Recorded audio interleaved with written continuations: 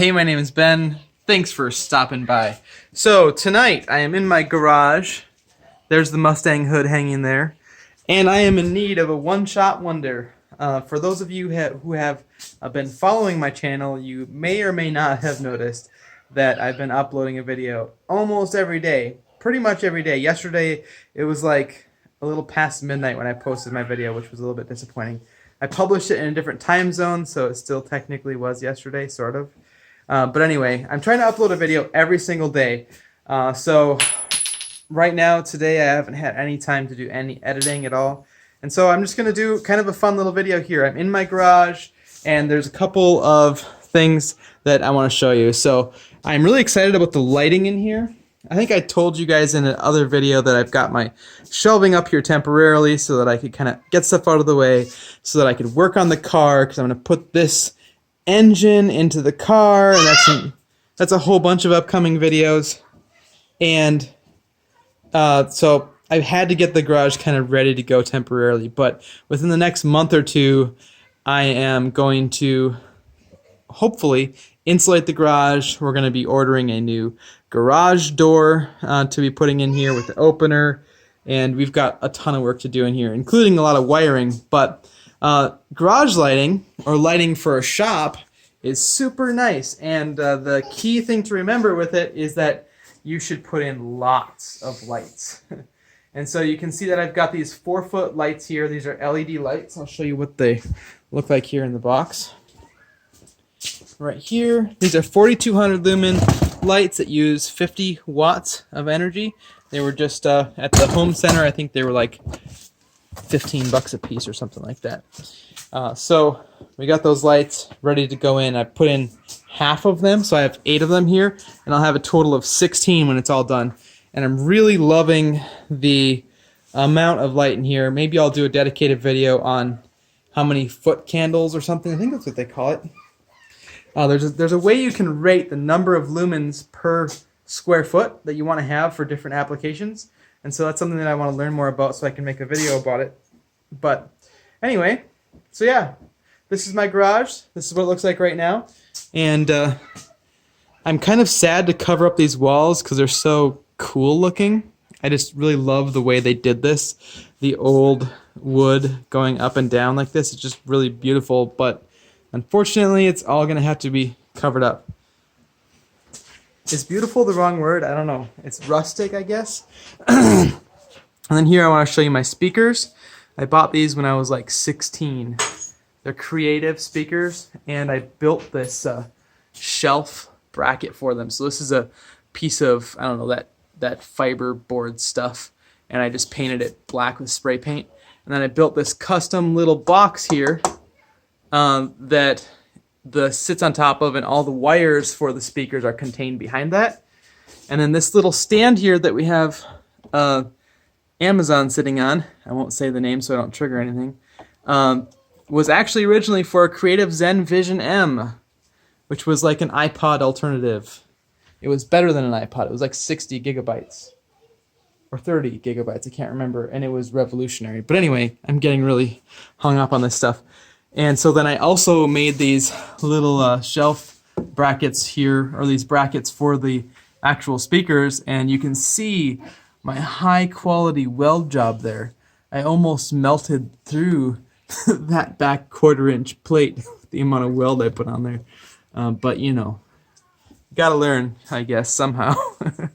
So yeah, those are my speakers, and I would play some music for you on there, but you wouldn't really be able to tell the quality anyway, and plus then the video would get taken down because it would infringe on copyright or something like that. But yeah, so this is the garage. Hey, how's it going? Whoa, you have one of my sockets. That is very valuable. Here you go, you can hold it. It's fine. It's actually a stray one. Put it back when you're done, okay? And right here I have a sink. We pulled out of someone's house. They were going to throw it away. And so I'm going to probably paint those gray. I'm going to just kind of collect cabinets and put them across right here, little by little, and just kind of keep painting them. My goal is to have the workbench be here. I have a spot for the sink to go right here. just so that you have a spot to cool things off if you're welding or grinding or whatever, or just washing grease off your hands after working in here. So the workbench is going to go across right there, I hope. And I think I'm actually going to have that back wall semi-open because I want to keep as much depth in this garage as possible, because this is only 24 feet deep and I think 22 feet wide, so it's not a huge garage. But anyway, we'll see. I might end up with a bench there. I don't really know. And then I think I will continue with this concept of having shelving on this wall, maybe add some more shelving kind of across the top over there and over here. I'm actually really thankful I didn't have any shelving over here because I had a good spot to hang my hood. So,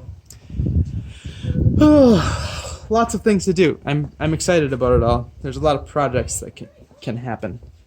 So, okay, last thing, part of the video. I've been carrying around this GoPro with me. I have a GoPro session. I bought 2 GoPros at the same time to hopefully get better videos done for you guys. But I've been carrying this one around. This is a Hero 5 Black. They had them on eBay for pretty decent price, I should say. So I've been waiting to open it because I don't know why. Unboxing videos seem like they're not really all that interesting anymore. I mean, I've done them on my channel before and some people watch them. But I don't know. They seem like they're kind of a waste of time. But as a bonus for the end of this video, we're going to unbox. Oh man, that is so sad. I hate it when it's destructive unboxing where you have to actually tear something. I know that's a silly fear. But I have resisted getting a GoPro for a long time because I thought they were kind of just gimmicky. But I do have to say that even using the little Session, which I don't have with me right now, but it's basically the GoPro that doesn't have a screen. It's like a little tiny cube. I've really enjoyed using that thing, and so if that's any indication, I'm going to also enjoy using this one. So let's pull this out of here, hopefully. Oh, wow. Okay, so this is very fancy packaging here, but there's nothing on here that we need to use, so we'll set that to the side. And then they've got the GoPro mounted to this plate here. So you can see how this video, sorry, I'm changing topics again, is pretty decent. Like the lighting, at least it looks pretty decent as I'm recording it.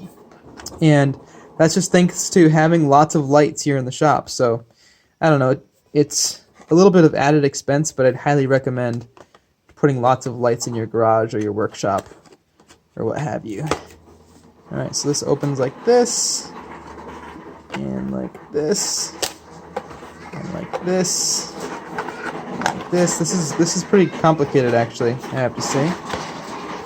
And then they've given us some miscellaneous accessories and mounts here. Sorry about the kids riding their bicycles, trikes around. I need to learn more about what these are for exactly. You guys tell me your GoPro experience if you've liked it overall. Okay, there's the battery. So that's the nice thing about this model over the Session, is that it actually has an internal battery that you can change out and buy a spare battery if you want to. And then here we have the USB-C cable, which is nice. I'm glad they're USB-C, so it works with my phone charger too.